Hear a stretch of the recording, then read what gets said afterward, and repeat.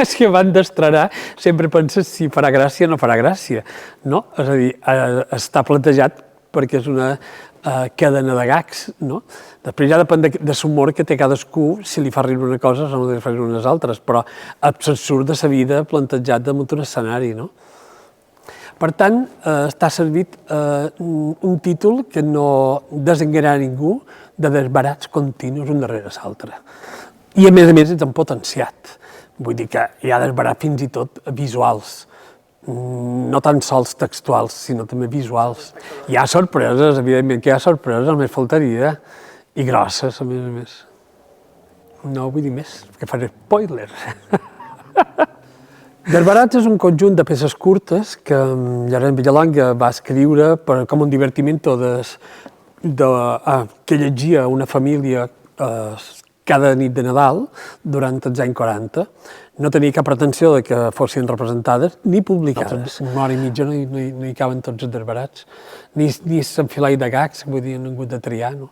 Però li han donat una idea, un sentit dramatúrgic, diguéssim, no? Allargant els tempos, jugant amb la temporalitat. I és un retrat d'una època amb un filtre d'absurd i de comicitat, diguéssim, perquè, evidentment, el seu origen és divertimento. És una gran festa.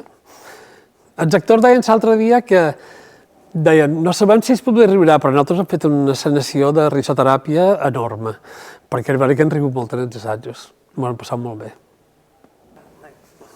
La història és una família que viu més enllà del temps, de la seva època, diguéssim, tot i que van vestits de la seva època, que és la postguerra. Però ells no se volen donar compte de lo que passa al seu voltant. Ells viuen en temps passat, una mica també amb aquella frase proustiana que va anunciar Llorenç Villalonga a Bearn, que era no hi ha més paradisos que els perduts. El seu paradís d'aquesta gent és totalment perdut, però ells viuen encara en un estatus social que ja no és de la seva època, no?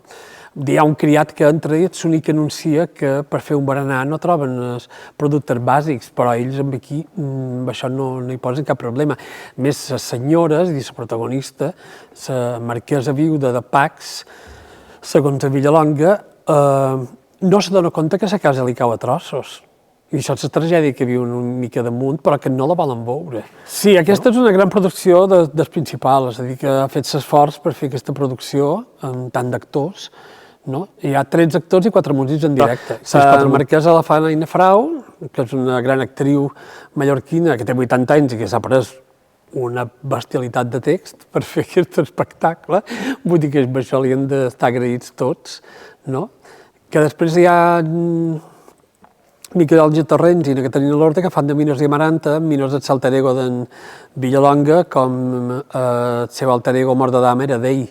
Que canviava els noms, però aquí més que mai sabeu que és ell, que és en Villalonga. No, el repartiment és enorme, són 13 actors, tots de primera línia, diguéssim, que necessitaven uns actors que a més amb una comicitat que la dominassin, i que sabessin molt bé el tipus de gènere que feien, perquè té un parell de capes. No només és fer comèdia per fer comèdia, sinó comèdia però alerta perquè en aquest moment no te pot passar, aquí tens les línies vermelles, etc. Que a més hi ha actors que fan papers petits i que jo crec que quan un gran actor accepta fer un paper petit és un acte de generositat actoral meravellós, no?